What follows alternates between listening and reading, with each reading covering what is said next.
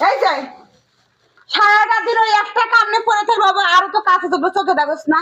হ্যাঁ মা আমি তো কাজ করতেই আছি, আমি তো ঝাড়ু দিয়ে রান্না করতে যাইতেছিলাম। তুই তো কাজ করতেছিস, ঝাড়ু দিতেছিস, সেটা তো আমি দেখতে আইছি, কিন্তু আরো তো কাজ আছে। এটা কখন শেষ হবে, ওটা কখন শেষ করবি? খাওয়া লাগবো, রান্না করা তো লাগবো। হ্যাঁ মানে কাজের ফাঁকি দেওয়া না। আর আমার দেখা দেখে হুদায় ঝাড়ু নিয়ে ঝাড়ু দিতেছস। না আমি তো কাজ করতেছিলাম, আমি যাইতাছি, ঝাড়ুটা দিয়ে আমি রান্না করতে যাম। তোর একটা কথা কই শোন, এই যে কত মানুষের মাইয়া পরকিয়া করে চলে যায়, তুই চলে যাওয়া পারিস না? মা এটা তুমি কি কইতেছো? আমি কেন চলে যাবো? আমি না তোমার মাইয়ার মতো। তো তুমি আমার মাইয়ার মতো, আমার তো পেটের মাইয়া না, সৎ মাইয়া। তুই আমার সতীনের মাইয়া। সতীনটা যখন মরে গেছিল, তোরে কিসের জন্য নিয়ে যাবে, তো কিসের জন্য জন্ম দিয়ে গেছে? আমার এই মাথা খাওয়ার লেগা? মা দাও, এমন করে করো না। আমার ছোটবেলায় আমার মারে আমি হারাইছি, তোমারে পাই আমি আমার সব কষ্ট ভুলে গেছি। তুমি যদি এরকম করে কও তাহলে আমি আর কই যাবো কও?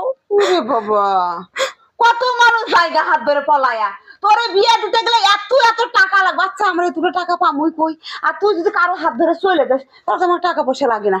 সেই জন্য কইতে হয় চলে যা, না হয় পারলে গলার করে মর, আমার মুক্তি দে। পাইছে খালি শুধু কান্না, কিছু কোলাই খালি কান্না, আর কিছু নাই। আর কিছু আছে? কাজে তো ফাঁকি দিছি, সেটা তো দূরেই গেল। আবার দেখা যায় কোন একটা কথা যদি আমি কই, আমার ওই কাজটাই গুরুত্বই দেয় না। যেমন মায়ে আমার কি বলতে আছে, আমি কি করতে চাইতে, দেখি তো মায়ে আর কিসের জন্য ডাকবো আমারে। না, আমার কথা কোনো সহ্যই করতে পারে না। কিছু কইলেই হ্যাঁ হ্যাঁ কান্দা পেয়েছে, খালি কান্দা, আর কি আছে? কান্দা ছাড়া আর কি আছে? মা তুমি রাগ করো না, আমি সমস্ত কাজকর্ম করবো। আমারে আমার এই বাড়ির থেকেও তারাই দিও না মা, আমার একটা কোনা কি হয়েছে গো? কি আর হইব? এই যে দেখো আমাদের মহারানী, কতক্ষণ কইছি বাবা আগে রান্নাটা কর, পরে এই কাজগুলো করিস না।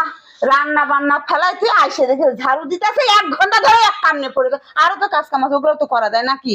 হ্যাঁ আমি এরা কইতেছি তোরা বিয়ে দিতে গেলে এত এত টাকা পয়সা লাগবো, মানে তো অ্যাভেলেবল পরকিয়া করে কইরা চলে গেলে হয়, আপদ বিদায় হয়। মাটা যখন মরছিল সঙ্গে করে নিয়ে যায় নাকি? চাচি এটা তুমি কেমন কথা কইলা?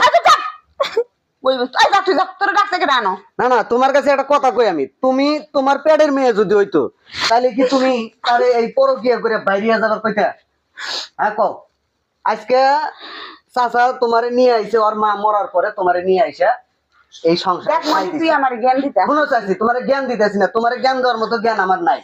তবে একটা সত্য কথা যেটা, এটা তোমার মানতে হইবে, এটা তোমার কাছে কইতে হইবে আমার।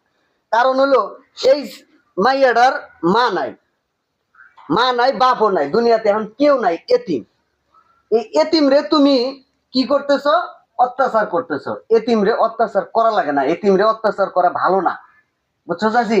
আর এই যে তুমি বাইরে যাবার কইতেছো, ওর বাপের একটা মান সম্মান আছে, এই এলাকায় একটা মান সম্মান আছে, ওর বাপের খুব ভালো লোক ছিল। আর তুমি তারে কইতেছো যে অন্য জনের সাথে বাইরে গেল না কে? এই কামটা ভালো না চাচি।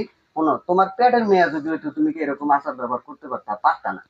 ও বাবা, তুমি ঠিকই বলছো, আমিও বুঝতে পারি নাই মা। দেখ আমি যা কিছু করছি অনেক ভুল করছি, তুই আমার মাফ করে দিস। আমি রাগের মাথায় কি না কি করে ফেলছি, তুই আমার ঠিক মাফ আছে, করে দিস। এই যে ভুল বুঝতে পারছো চাচি, এজন্য তোমাকে অসংখ্য ধন্যবাদ।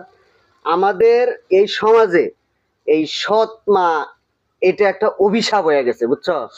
আমরা সৎ মায়ের কথা শুনলেই মনে করি যে সৎ মা মানেই অভিশাপ, সৎ মা মানেই অত্যাচার। এই এই এই ভিতর থেকে আমাকে বাইরে আসা লাগবে। আমরা এটার ভিতর থেকে বাইরে আসি। যারা সৎ মা আছেন তারা দয়া করে একটু মায়ের ভূমিকা নিয়ে দেখেন। যদি মায়ের ভূমিকা নিতে পারেন তাহলে এইরকম যারা অসহায় এতিম আছে তারা আপনাদেরকেও আপন মা মনে করবে।